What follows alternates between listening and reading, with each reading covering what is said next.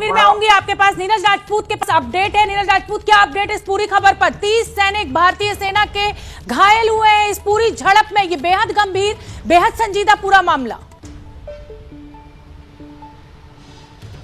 बिल्कुल शोभना, जो हमें अपने टॉप सोर्सेज से जानकारी मिली है उसके मुताबिक पूरी घटनाक्रम सामने आ चुका है। ये बात सही है कि जो तवांग सेक्टर में, अरुणाचल प्रदेश के तवांग सेक्टर में कई जगह पर ये झड़प हुई, भारत और चीन के सैनिकों के बीच में हुई, कई पोस्ट पर हुई, जिसमें ये माना जा रहा है कि 500 से 600 सैनिक जो थे चीनी सेना, पीएलए सेना के, वो आए थे यहाँ पर।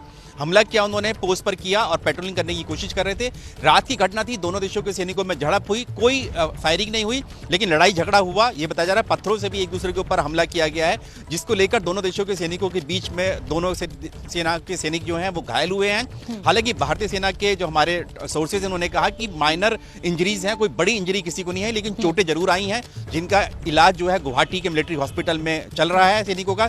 इसके अलावा दोनों देशों के जो मिलिट्री कमांडर्स हैं तवांग में, उनकी फ्लैग मीटिंग भी हुई है इस घटना के बाद। यानी 9 दिसंबर की रात की यह घटना है, यानी शुक्रवार की रात की यह घटना है।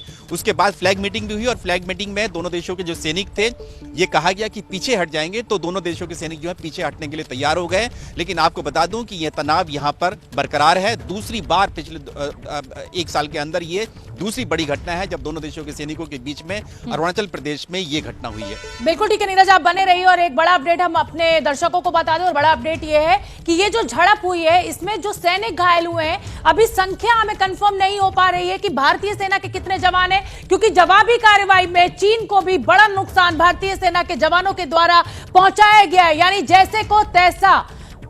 ग्रुप कैप्टन हमारे साथ देवनाथ जी जुड़े हुए हैं। देवनाथ जी, इस पूरे मसले को हम कैसे समझें? सरकार अपने स्तर पर चीन के साथ संबंधों को ठीक करना चाहती है, सैन्य स्तर पर लगातार बातचीत आगे बढ़ रही है, उसके बावजूद इस तरीके की घटना को अगर चाइना की सेना के द्वारा, उनके जवानों के द्वारा अंजाम दिया जाता है, तो कहीं ना कहीं जो चीन की असली नीयत है वो साफ हो जाती है दुनिया को।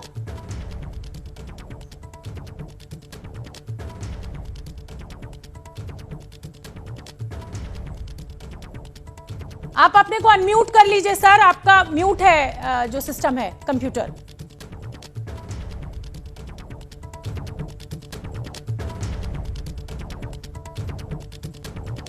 और इस समय की बड़ी खबर तवांग के पास।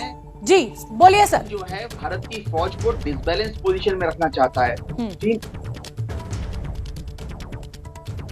चीन पिछले कुछ समय से भांप रहा था कि अक्साई चीन में और गलवान में भारतीय फौज जो है चीन के ऊपर हावी हो रही है।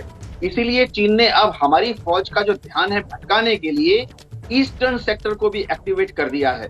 वह हमेशा ये कोशिश करेंगे कि भारत की फौज अपना ध्यान 2 जगह में रखा है, यानी एक तरफ पश्चिम में भी हमारा ध्यान बटा रहे अक्साई चीन में, और दूसरी तरफ पूर्व में अरुणाचल प्रदेश की बाउंड्री में भी हमारा ध्यान रहे। इस चीज को भांपते हुए पिछले 15 दिन से भारत की फौज और वायुसेना ने अरुणाचल बॉर्डर, जो कि करीबन 1000 किलोमीटर से ज्यादा लंबा है, उस पर अपनी गश्त बहुत बढ़ा दी थी। हमारी एयरफोर्स और आर्मी के जो ड्रोन थे, एयरफोर्स और आर्मी के जो लॉन्ग रेंज पेट्रोलिंग सिस्टम है, वो एग्रेसिवली